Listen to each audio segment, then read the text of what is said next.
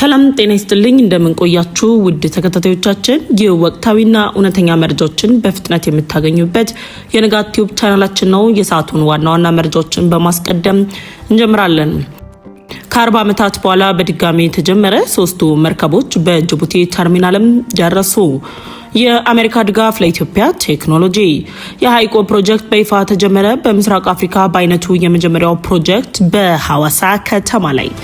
መረጃዎቻችን በፍጥነት እንዲደርሳችሁ ቻናላችንን ሰብስክራይብ በማድረግ የደውል ምልክቷን ይጫኑ እያልን አሁን በዝርዝር ወደ ያዝናቸው መረጃዎች እናልፋለን። እስከ ዝግጅታችን ፍጻሜም አብራችሁን ቆዩ። ከ40 ዓመታት በኋላ በድጋሚ የተጀመረ ሶስቱ መርከቦች በጅቡቲ ተርሚናል ደረሱ። ኢትዮጵያ ከ40 ዓመታት በኋላ ታሪካዊ እንቅስቃሴ የመጀመሪያ ተሰምቷል። የኢትዮጵያ የባህር ትራንስፖርትና ሎጂስቲክ ከ40 ዓመታት በኋላ የነዳጅ ምርት ማጓጓዣ መጀመሩም ይፋ ሆኗል።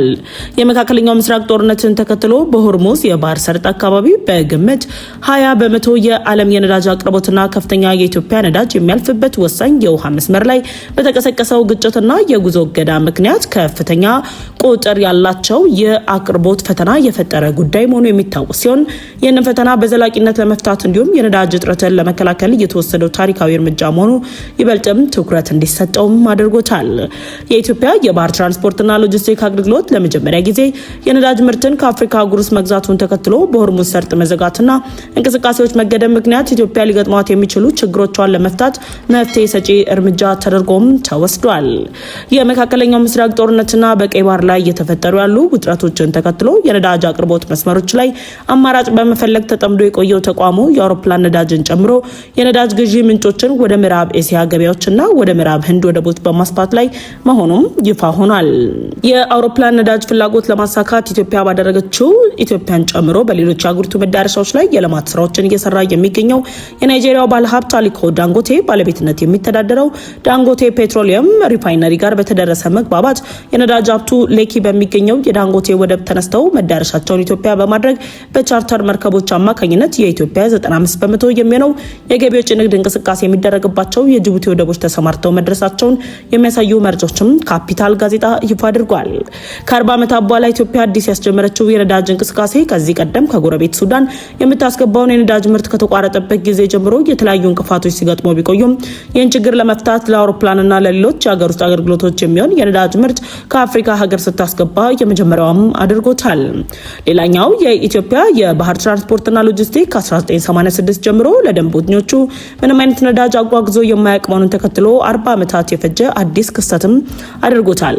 የኢትዮጵያ ነዳጅ የጫኑ መርከቦች መነሻውን በናይጄሪያ ከሚገኘው የዳንጎቴ ተርሚናል ያደረጉ ኤምቪ ኮክላይት፣ ኤምቲ ሞስታርና ኤምቲ ኤክስፕሎረር በተባሉ 3 የቻርተር መርከቦች ጉዞ መሆናቸውን ካፒታል መጽሔትም ዘግቧል።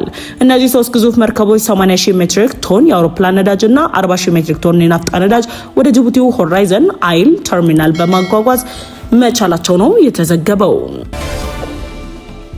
የአሜሪካ ድጋፍ ለኢትዮጵያ ቴክኖሎጂ ኢትዮጵያ በአፍሪካ አህጉር ደረጃ በግንባር ቀደምትነት ስሟን እያስጠራች ያለችበት የአርቲፊሻል ኢንተለጀንስ ዘርፍ ላይ የአሜሪካ መንግስት ያለውን ድጋፍ ገለጸ።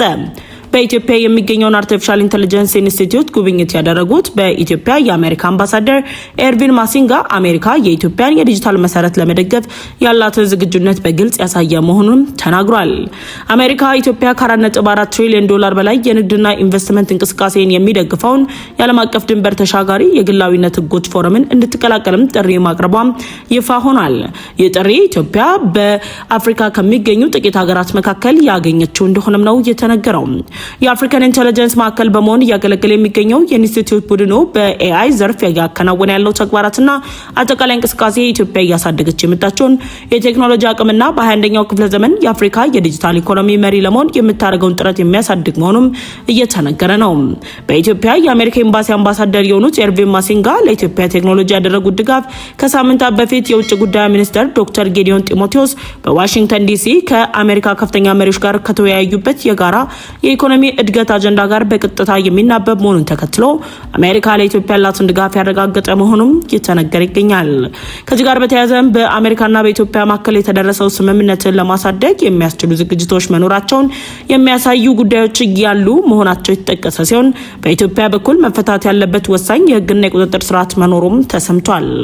አምባሳደር ኤርቪን ማሲንጋ በኢትዮጵያ ያለውን የቴክኖሎጂና ዲጂታላይዜሽን ላይ ለመስራት መሰረታዊ ሀሳቦችን በመግለጽ የመረጃ አካባቢነት ገደቦች የሳይበር ደህንነትን ሊያዳክሙና ለአነስተኛና መካከለኛ ኢንተርፕራይዞች የህግ ተገዥነት ወጪን በመጨመር ፈጠራን ሊያደናቅፉ እንደሚችሉ በመጠቆም የሀገር ውስጥ ህጋዊ ማዕቀፎች ከዓለም አቀፍ አሰራሮች ጋር መጣጣም እንዳለባቸውም አሳስበዋል።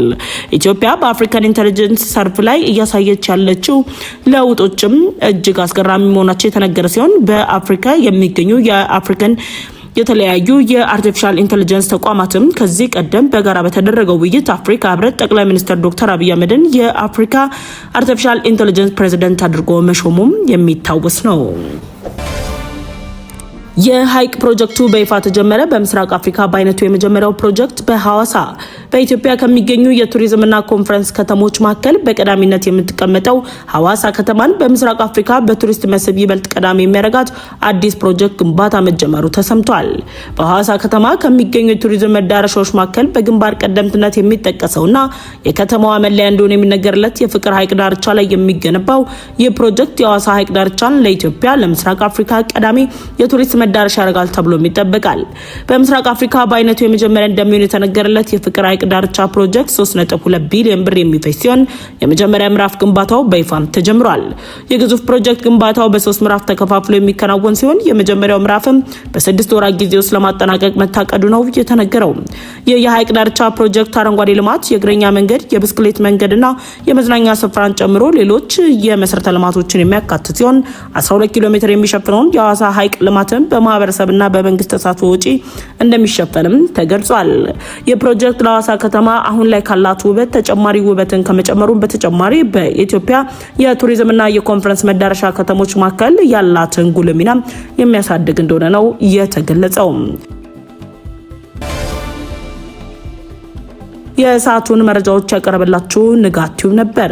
የንጋት ቲዩብ ቻናላችን ቤተሰብ ካልሆናችሁ የደወል ምልክቷን ተጭናችሁ ቻናላችንን ሰብስክራይብ በማድረግ ቤተሰብ እንድትሆኑ ጋበዝናችሁ። ቻናላችንን ሰብስክራይብ አድርጋችሁ ቤተሰብ ከሆናችሁ ላይክ እና ሼር በማድረግ ለወዳጅ ዘመዶቻችሁ እንድታጋሩ እንጠይቃችኋለን። በቀጣይ በሌሎች ዝግጅቶች እንመለሳለን። እስከዛውም ቸር ቆዩ።